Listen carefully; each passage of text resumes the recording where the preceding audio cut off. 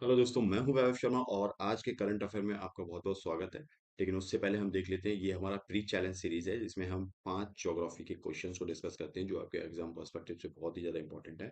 और UP BCS series है और इसमें हम यूपी से रिलेटेड जो भी जीएस है उसको कवर करते हैं, जिसमें हम क्वेश्चन वाइज 5 क्वेश्चन बेस्ड इसमें कवर करते हैं, मतलब एक टॉपिक भी कवर करते हैं, क्वेश्चन भी होते हैं। तो ये आपके एग्जाम पर्सपेक्टिव से आपके लिए बहुत ही ज़्यादा इंपॉर्टेंट है अगर यूपी के हो। और जो भी स्टेट एग्जाम है, यूपी पीसीएस है, आरओ और भी एग्जाम है यूपी के, तो उनके लिए यूपी पीसीएस भी बहुत ज़्यादा इंपॉर्टेंट हो जाता है उनके लिए। और बाकी के लिए मतलब आप देख सकते हो ज्योग्राफी काफ़ी ज़्यादा इंपॉर्टेंट हो जाएगा।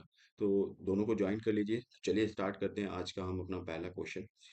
तो फर्स्ट क्वेश्चन हमारा यहाँ पे है, पूछा गया है स्पेस एजेंसी के बारे में, कौन सी स्पेस एजेंसी है जिन्होंने सक्सेसफुली लॉन्च किया है एडवांस लैंड ऑब्जर्विंग सैटेलाइट 4, जिस सैटेलाइट का नाम है डाइची 4 या ALSO 4 भी कहते हैं। ये इंपॉर्टेंट नाम है क्योंकि ये नाम ही पूछ दिया जाएगा ये किस स्पेस एजेंसी या किस कंट्री से रिलेटेड है, तो आपको पता होना चाहिए। तो ये जो इन्होंने जो इन्होंने एक सैटेलाइट भेजी है, ठीक है, ये डाइची 4, ये क्या करेगी, ये डिजास्टर मैनेजमेंट से रिलेटेड है, उसमें बहुत बड़ी क्रांति लाने वाली है। तो ये किसकी सैटेलाइट है? नासा की है, इसरो की, जाक्सा की है, सीएनएस की है। चलिए वीडियो को पॉज कीजिए, क्वेश्चन को अटेंड कीजिए, देखते हैं यहाँ पे। तो जापान, जो JAXA, Japan aerospace exploration agency, इन्होंने एक लॉन्च किया एडवांस लैंड ऑब्जर्विंग सैटेलाइट 4 जिसका नाम है डाइची 4 या ALSO 4। ठीक है, और ये कब, जुलाई 2024 में इन्होंने लॉन्च की थी। कौन से व्हीकल से? S3 लॉन्च व्हीकल से। जैसे हमारे यहाँ इसरो के पास लॉन्च व्हीकल है, PSL भी है, GSL भी है, SSL भी है। तो वैसे ही इनके पास, जैसे उसके पास फाल्कन 9 है स्पेस एक्स के पास, ठीक है। तो वैसे ही हमारे जापान, मतलब जो जापान है, उन्होंने भी, उनके पास एक लॉन्च व्हीकल है, S3 लॉन्च लॉन्च व्हीकल है। ठीक है, इससे उन्होंने क्या किया, इस सैटेलाइट को लॉन्च किया स्पेस में। कहाँ से स्पेस में लॉन्च किया है? तो ये तैनेगासीमा स्पेस सेंटर है इनका, वहां से इन्होंने लॉन्च किया। जैसे हमारे इंडिया में हरिकोटा, श्री हरिकोटा है, सतीश धवन स्पेस सेंटर है, तो यहाँ से हम लॉन्च करते हैं। तो इन्होंने किया अपना तैनेगा सीमा स्पेस सेंटर से, तो ये काफी ज्यादा इंपॉर्टेंट हो जाता है।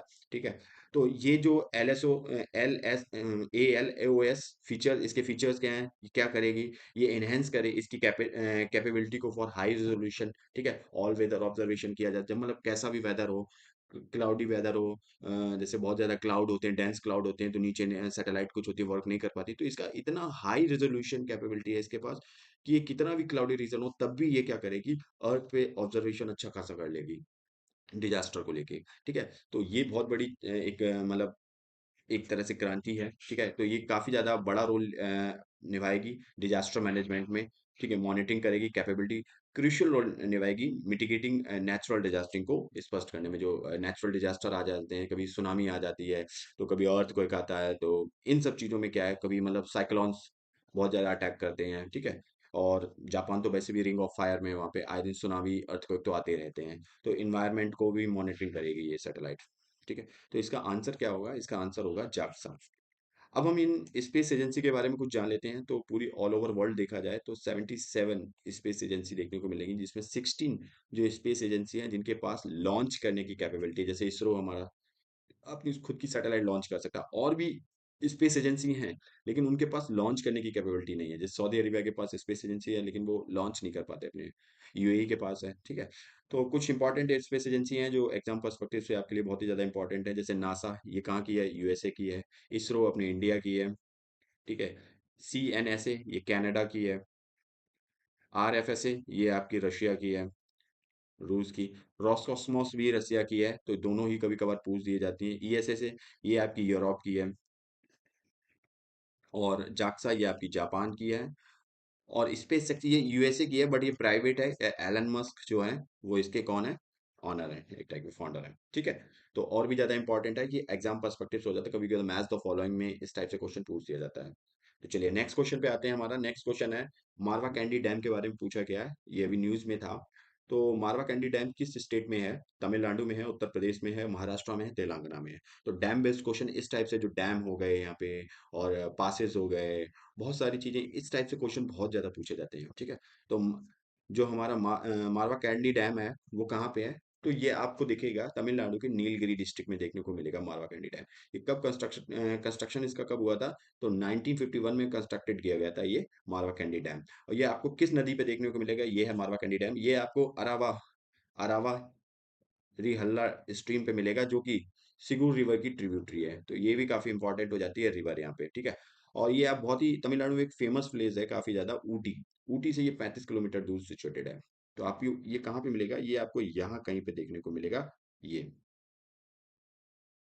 ये नीलगिरी डिस्ट्रिक्ट में यहाँ पे देखने को मिलेगा, मारवा कैंडी डैम आपको देखने को मिलेगा, ठीक है। तो ये कहाँ है, आपका तमिलनाडु में है, नीलगिरी डिस्ट्रिक्ट में देखने को मिल रहा है। चलिए, नेक्स्ट क्वेश्चन हमारा रिसेंटली एक जो यूएसए है, ऑस्ट्रेलिया है, जापान है, इन्होंने एक जॉइंट नेवल एक्सरसाइज को कंडक्ट किया। तो ये पूछा गया है इन्होंने किस कंट्री में इन्होंने इस नेवल एक्सरसाइज को कंडक्ट किया है। हांगकांग में किया, फिलीपींस में किया, इंडोनेशिया में किया, थाईलैंड में किया। तो चलिए वीडियो को पॉज कीजिए, देखते हैं।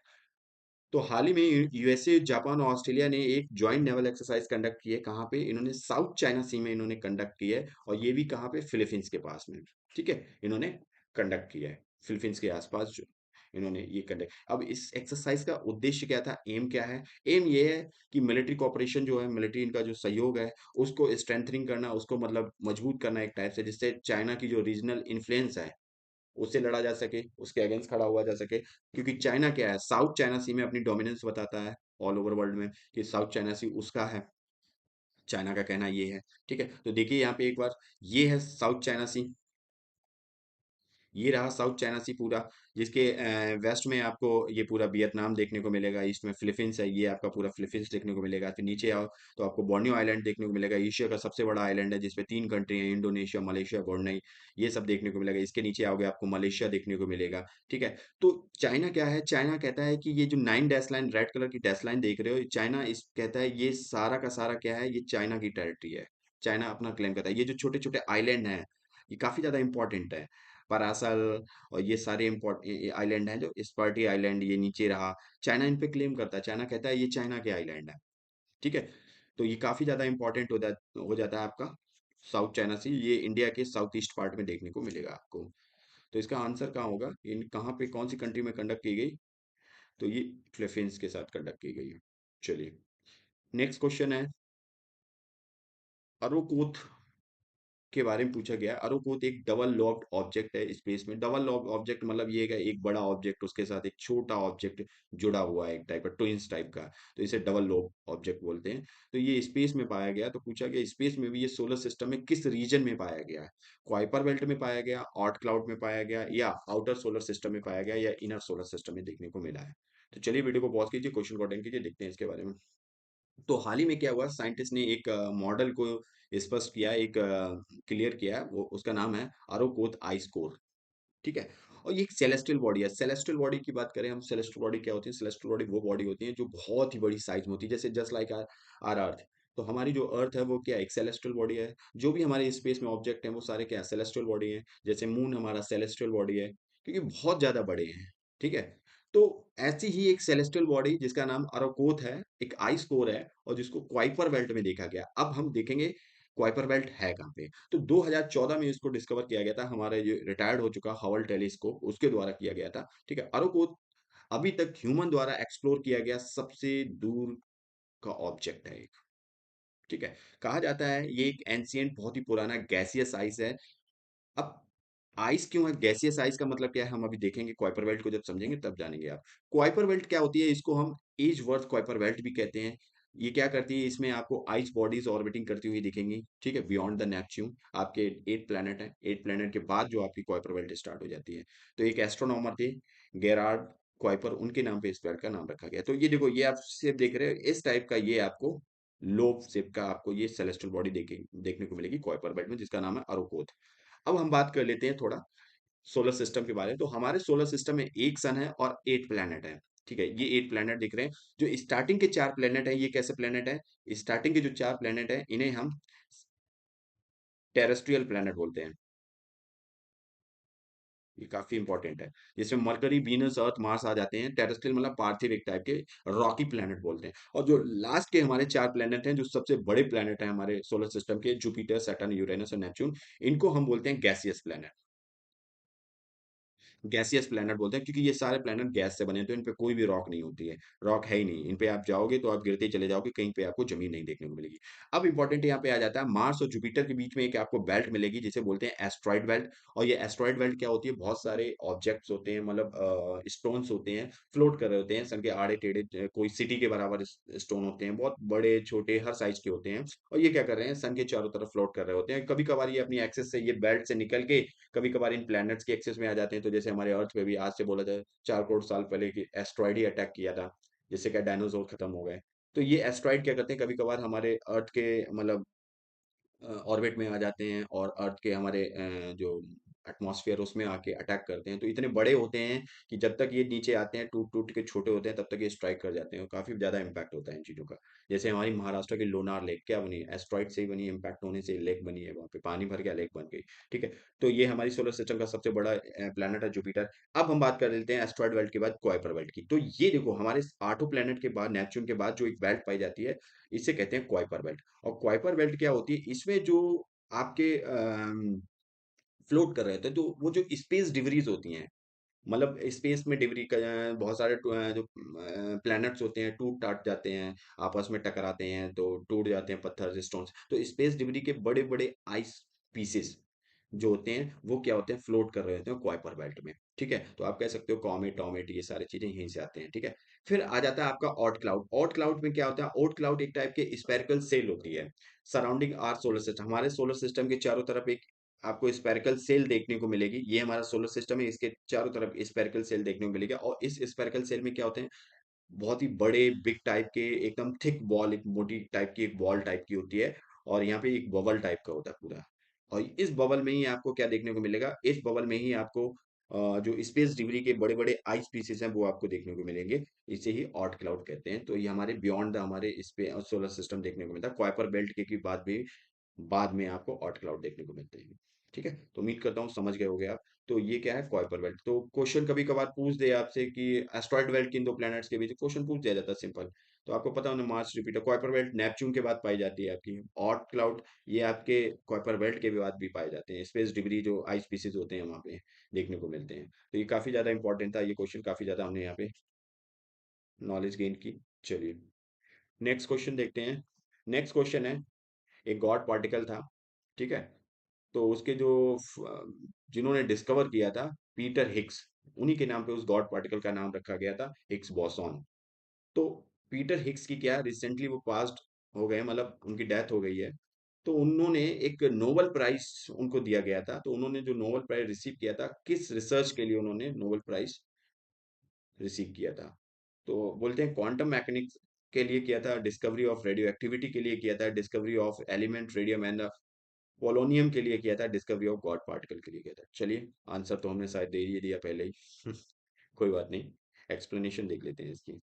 तो एक ब्रिटिश फिजिसिस्ट थे, पीटर हिग्स, जिन्होंने डिस्कवर किया था हिग्स बोसान पार्टिकल को, जिसको गॉड पार्टिकल भी बोलते हैं। तो इनकी 94 की एज में इनकी क्या हुई, डेथ हो गई। ये थे पीटर हिग्स। इन्हीं के नाम पे उस गॉड पार्टिकल का नाम रखा गया था हिग्स बोसन पार्टिकल।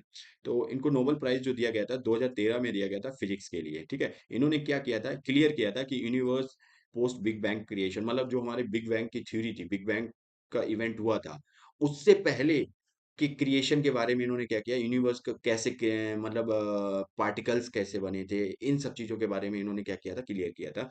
तो इनके बारे में, पीटर हिग्स के बारे में जान लें, तो ये प्रोफेसर थे, ईडनवर्ड यूनिवर्सिटी में भी प्रोफेसर रह चुके हैं। ठीक है। तो ये इनकी थोड़ी जानकारी है। अब हम जान लेते हैं गॉड पार्टिकल के बारे में। हिग्स बोसॉन एक बहुत ही छोटा पार्टिकल, इतना छोटा पार्टिकल होता है कि जो बहुत ही टाइनी पार्टिकल होता है उससे भी, मतलब एक पहला इनिशियल स्टेप समझ लो किसी भी चीज को बनाने का। जैसे एक घर बना रहे हो, घर बनाने की पहली ईंट समझ लो, तो पहली ईंट जो ब्रिक हो गई, जो ईंट हो गई, वो एक हिग्स बोसॉन या गॉड पार्टिकल होता है, ऐसे समझ लो एग्जांपल के तौर पे। तो कोई भी पार्टिकल बनता है, उसका भी एक बिल्डिंग ब्लॉक होता है, तो उसको गॉड पार्टिकल कहते हैं। उसको इन्होंने डिस्कवर किया था, कब किया था, 2012 में किया था। काफी इंपॉर्टेंट हो जाता है। ठीक है। तो ये काफी क्रूशियल एक रोल अदा करता है हमारे अंडर समझने के लिए कि हाउ यूनिवर्स वर्क, हमारा यूनिवर्स एक बेसिक लेवल पे काम कैसे करता है। अब आप एक गॉड पार्टिकल को समझना है, तो आप एक एग्जांपल से हमने रखा है यहाँ पे, समझ सकते हैं। इमेजिन करो universe like a big party, एक बहुत बड़ी पार्टी है, जैसे आप करने जाते हो पार्टी। तो पार्टी में आपके बहुत सारे दोस्त आते हैं, तो ऑल अदर पार्टिकल्स, जैसे आप दोस्त, जैसे पार्टिकल हो गए आपके electron, electron, proton, neutron, quark, quark, ये सारे क्या हैं? ये सारे लाइक फ्रेंड हो गए। तो वैसे ये यूनिवर्स की पार्टी में जाते हैं सारे। अब एज अ गेस्ट जाते हैं। अब हिग्स बोसॉन एक ऐसा कूल सेलिब्रिटी टाइप का गेस्ट है जिसको हर कोई पाना चाहता है, हर कोई उससे मास लेना चाहता है। अब सोचो आपकी पार्टी में कोई सेलिब्रिटी आ जाए, तो हर कोई उसके साथ फोटो खिंचाना चाहेगा। अब हर कोई उसके साथ फोटो खिंचाना चाहेगा तो क्या होगा?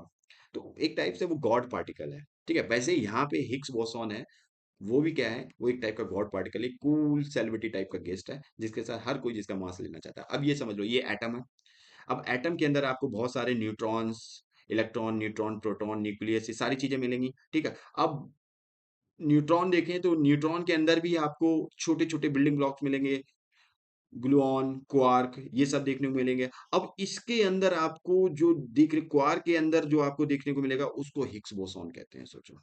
जैसे प्रोटॉन है, अब प्रोटॉन के अंदर जो छोटे पार्टिकल हैं उनको हिग्स बोसॉन कहते हैं। तो बहुत ही छोटे टाइनी पार्टिकल होते हैं जिनसे पार्टिकल बनते हैं, पार्टिकल से बिल्डिंग ब्लॉक बनता चला जाता है, फिर हमारे ऑब्जेक्ट्स बनते चले जाते हैं, एटम बनते हैं, एटम से मॉलिक्यूलर ऐसे बनते चले जाते हैं। तो हिग्स बोसॉन सबसे टाइनी पार्टिकल जिसको डिस्कवर किया था पीटर हिग्स ने, तो काफी ज्यादा इंपॉर्टेंट था। तो डिस्कवरी किया थी, डिस्कवरी ऑफ गॉड पार्टिकल था। चलिए, ये थे हमारे 5 क्वेश्चन। उम्मीद करता हूँ आपको समझ में आए होंगे, और पीडीएफ आपको इस टेलीग्राम चैनल पे प्रोवाइड कर दी जाएगी। और हमारे चैनल को ज़्यादा से ज़्यादा शेयर, लाइक और सब्सक्राइब कीजिए। चलिए, मिलते हैं नेक्स्ट लेक्चर में। तक के लिए जय हिंद।